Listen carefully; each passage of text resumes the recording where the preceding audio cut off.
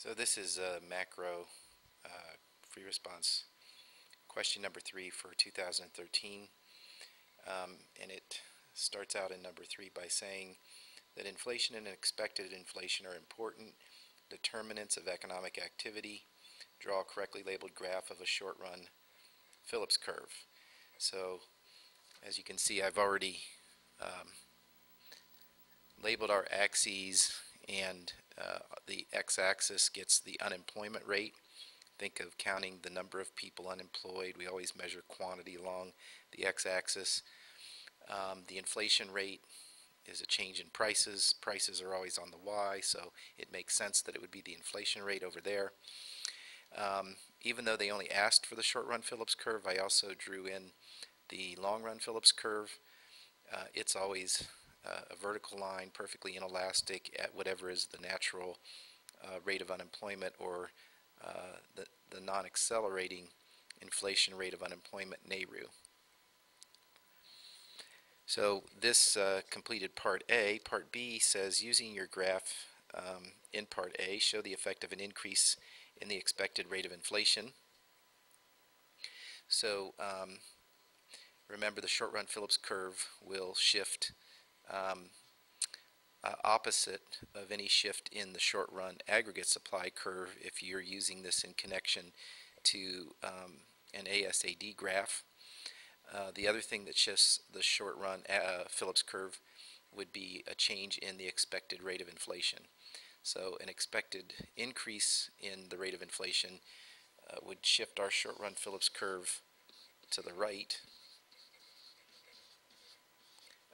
and an expected decrease in the rate of inflation would have shifted our short-run Phillips curve to the left.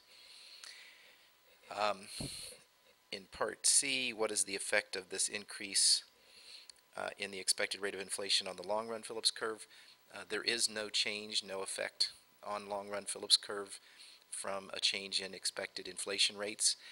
The only thing that shifts the long-run Phillips curve would be structural kinds of changes, making unemployment benefits richer, structural kind of policy decisions made by the government, but not changes in expected rate of inflation. Part D in number 3 asked, given the increase in expected inflation we just saw, will the nominal interest rate on loans increase, decrease, or remain unchanged? So as I've written up here, it would cause the nominal interest rate to rise or increase. The reason is that the nominal interest rate is simply equal to the real interest rate plus the expected inflation rate. The second part of Part D asked if there would be an effect on the real interest rate for new loans, and the answer is that no. There was nothing described showing a change in the loanable funds market that would lead to a change in the real interest rate. We're simply looking at a higher nominal interest rate because of a change in expected inflation. In Part E, the last part of question 3, it says assume that the nominal interest rate is 8%, and borrowers and lenders expect the rate of inflation to be 3%, and they want to know what is the real interest rate.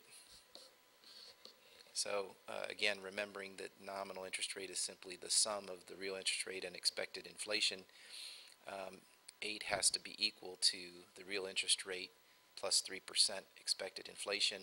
So 8 minus 3 is equal to 5%.